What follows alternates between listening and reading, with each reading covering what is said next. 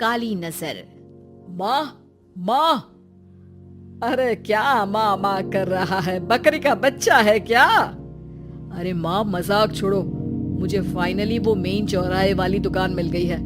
अब देखना, आपका बेटा दुगनी स्पीड से पैसा कमाएगा। ओफो, ये क्या? मेरी ऑनलाइन मेकअप क्लास चल रही है। इतनी जोर से क्यों बोल रहे हो आप दोनों? अरे मेरी धर्म पत्नी जी, मेकअप क्लास बाद में करना। वो चौराहे वाली दुकान मिल गई है हमको।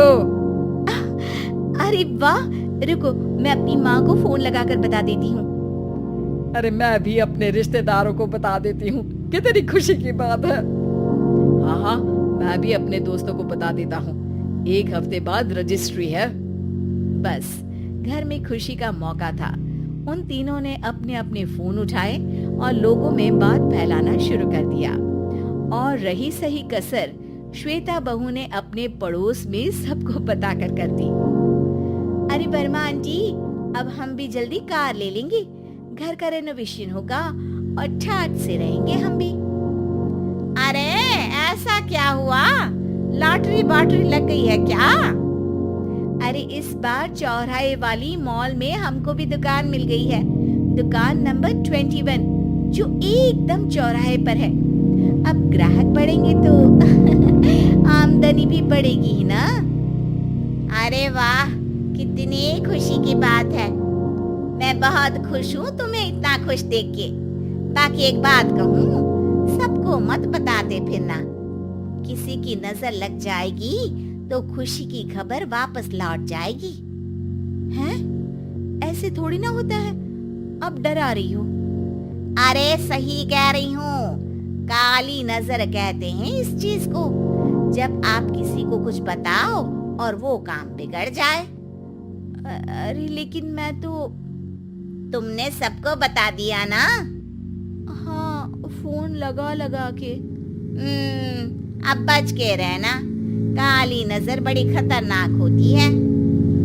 श्वेता इतनी खुश रहती है कि वो वर्मा आंटी की बात पर ध्यान ही नहीं देती, जबकि पड़ोस में और भी लोगों से खुशी की खबर शेयर करती रहती है।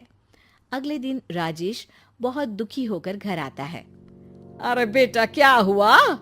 मुंह क्यों सूजा हुआ है? मधुमक्खी ने काट लिया क्या? माँ, वो दुकान किसी और के पास चली गई। किसी ने ज्यादा भाव लगा दिया। अरे पर बात तो आपसे हुई थी ना उस दुकान वाले की? हाँ, आज मैं टोकन अमाउंट देने गया था, तब मुझे पता चला। कोई आकर सुबह मुझसे पहले ही ज्यादा अमाउंट दे गया। काली नजर। क्या कहा? वर्मा आंटी ने समझाया था कि किसी को बताना मत, वरना काली नजर लग जाएगी।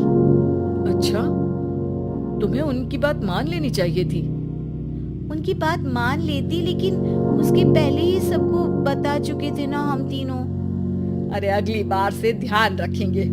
कोई भी नई चीज होगी तो किसी को नहीं बताएंगे। तीनों कुछ दिन ऐसे ही रहते हैं, पर एक दिन श्वेता को एक मेल आता है। राजेश, मेरा ऑनलाइन मेकअप कोर्स कंप्लीट हो गया। अब मैं खुद का पार्लर खोल सकती हूँ।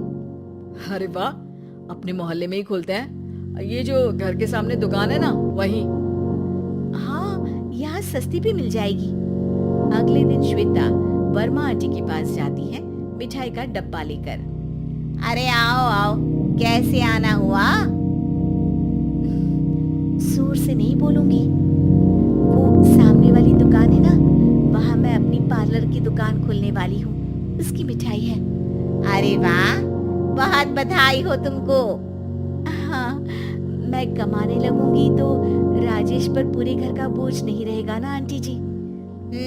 ये तो है, पर ये बता कि तूने ये बात किसी और को तो नहीं बताई ना? अरे नहीं नहीं, पिछली बार गलती कर दी थी। काली नजर लगी किसी की और राजेश के हाथ से वो दुकान चली गई थी। सबको मत बताना। चलो मैं चलती हूँ, कल दुकान की बात करने भी तो जाना है। अगले दिन श्वेता दुकान के लिए मालिक से बात करने जाती है।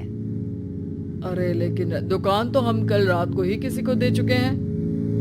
कल ही? हाँ, कल ही। 2 दिन बाद कोई यहाँ पार्लर भी खोल लेगा। अब कहीं और दुकान देख लीजिए। अरे पर हमको भी तो पार्लर ही खोलना था। हाँ भाई, एक ही दुकान है, आधी आधी तो नहीं दे सकता ना मैं। राजेश और श्वेता घर पर हताश होकर आ जाते हैं। इस बार तो किसी को बताया भी नहीं था, अब किसकी काली नजर लग सकती है। सुनो, तुमने माँ को बताया था क्या? अरे कैसी बात कर रही हो, माँ की नजर थोड़ी ना लगेगी। पक्का तुमने किसी को नहीं बताया था ना? सिर्फ वर्मा आंटी को बताया था, उन्होंने ही मुझे किसी को नहीं बताने को कहा। अरे यार, तुम भी सही हो, मेरी माँ को नहीं बताने को कह रही हो, पर वर्मा आंटी को बताना तुम्हें जरूरी लगा। अरे वर्मा आंटी ने ही तो काली नजर के बारे में बताया था ना, वो हमेशा हमारा भला ही तो चाहती है। मेरी माँ भी हमारा भला ही चाहती है। अरे पर चिल्ला क्यों रहे हो, बात नहीं कर सकते क्या आराम से? नहीं आता वो आराम से बात करना, और करना भी नहीं चाहता हूँ मैं। दुकान जाने का दुख गुस्से में बदल गया था और राजेश और श्वेता में बात बंद हो गई थी। 2 दिन बाद मोहल्ले में पार्लर का इनॉग्रेशन हुआ, जिसमें मोहल्ले के सभी लोगों को बुलाया गया, पर श्वेता, राजेश और माँ नहीं जाते। माँ, अंदर आ जाओ, क्या देख रही हो? अरे नया पार्लर देख रही हूँ अपने आंगन से। देखो, माँ को दूसरे का सुख देखने में कितना मजा आ रहा है, मेरा दुख नहीं दिख रहा इन्हें। यहाँ मेरा पार्लर भी तो हो सकता था। अरे चुप रहो यार, हर बात में लड़ाई क्यों ढूंढ रही हो? राजेश और श्वेता फिर बहस करने लगते थे। तभी माँ ने दोनों को बाहर बुलाया। अरे जरा देखो तो, दुकान चलाने वाले का बोर्ड पर नाम क्या लिखा है? श्रुति वर्मा। गाड़ी निकाले बेटा, हमें कहीं जाना है। काली नजर का इलाज कराने। राजेश अपनी बाइक निकालता है। तीनों ट्रिपलिंग कर रहे हैं। माँ राजेश को उस मॉल वाली दुकान पर लेकर जाती है जहाँ राजेश अपनी दुकान खोलने वाला था। यही दुकान लेना चाहता था ना तू? हाँ, पर इनको भी दुखी करने लेकर आई हो क्या यहाँ पर दुकान दिखाकर? वहाँ काफी नहीं था? अरे श्वेता, थोड़ा सब्र रख, अभी पता चलेगा कि हम यहाँ क्यों आए हैं। बता, इस दुकान चलाने वाले का नाम क्या है? अनुपम वर्मा। कुछ समझ में आया? वो दुकान वाली श्रुति वर्मा, ये दुकान वाला अनुपम वर्मा, और हमारे पड़ोस में हमने उस दुकानों के बारे में बताया किसको था? अब वर्मा आंटी को।